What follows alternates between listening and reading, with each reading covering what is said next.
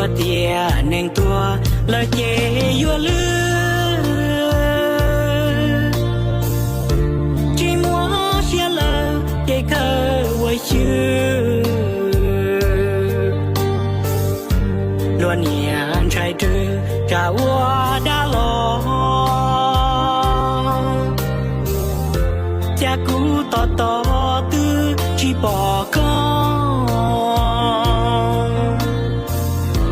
có xe yan chi cú xe qua đi lâu nên trong đi cánh gió thọ thọ có mù ta nó chìm bao suốt bỏ e có buồn nó cũ của sinh con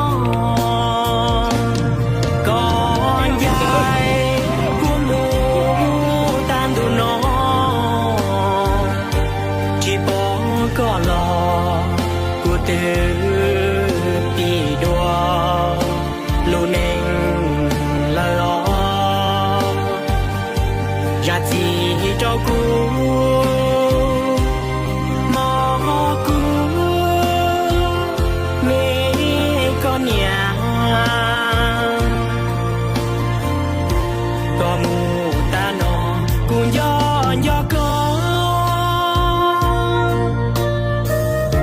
có mê chu đua nhỏ trơn đua xe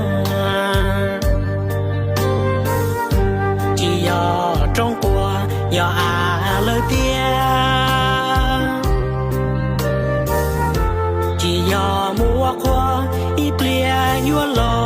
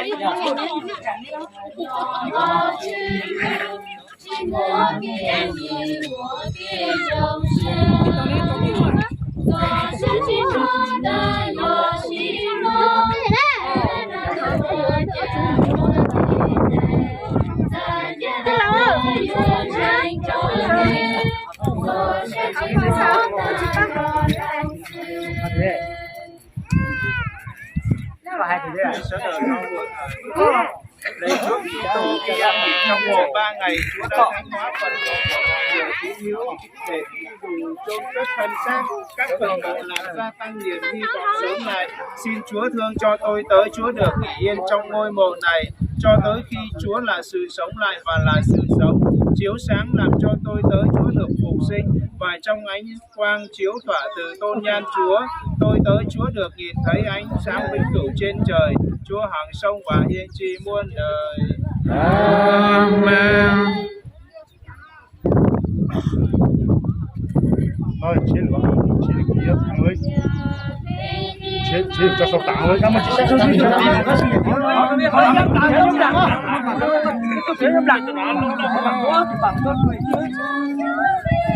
Chứ nó tiến thì không biết nó thẳng tá nó chỉ có biết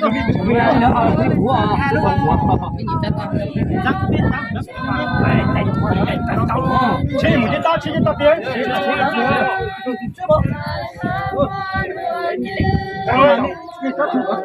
nó thì bảo ơi sao chú bảo ơi nó tôi giỏi không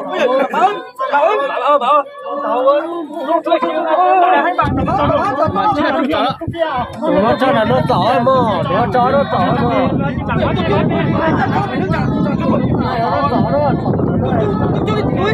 bảo tôi hai ba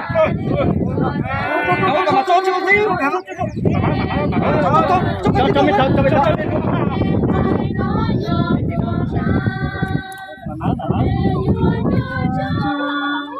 mình chỉ tao tao thương á, ra nó tao thương nó xem là tôi thiếu thằng này thiếu thằng này chính rồi, tao sẽ tao lo chỉ tao cháu ấy, nó sẽ thiếu tao không chịu gì cả. Chết đó chị nha. Chỉ tao mở cái điều ấy. Đó, tôi không cho cha không có chuyện đó. Xin Chúa đoàn là nó gọi người anh em chúng ta ra hỏi lời này về với Chúa. Mẹ mẹ, nó tí mẹ mẹ, nó tí mẹ mẹ. Cho hơn thế mấy đứa sẽ. Nó tí mẹ mẹ, nó tí mẹ mẹ. Đi đi chậm. Đi đi. Tại vì nó hầu là. Sáng lắm của người. Như vậy chúng ta xin có cho người anh em chúng ta.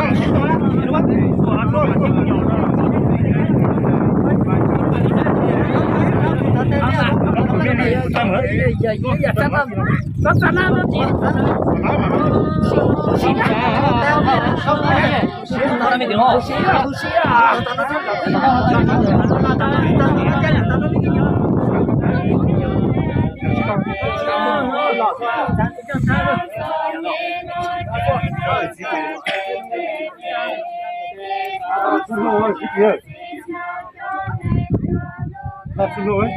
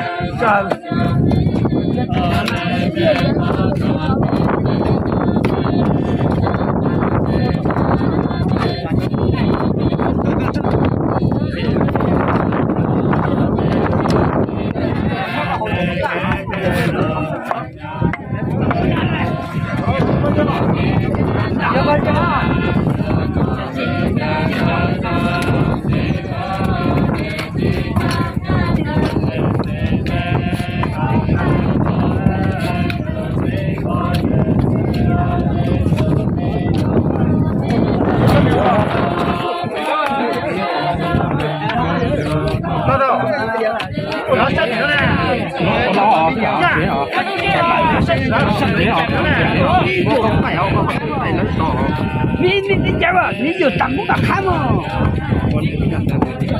你家吧，你家吧，这边也有看。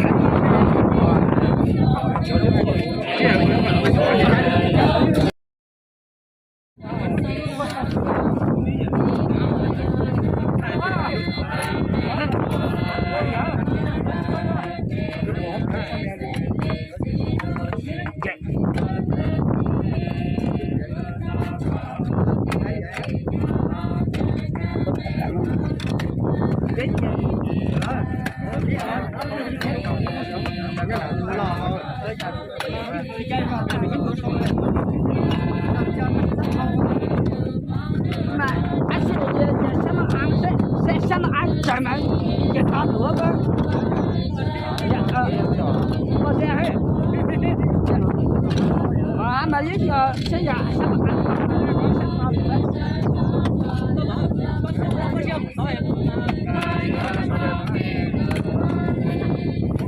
sao mà mình sẽ tiền lại tiền sẽ ở dưới chờ sắp tầm sẽ được hoa này giờ chỉ được lại được con tao rồi con tao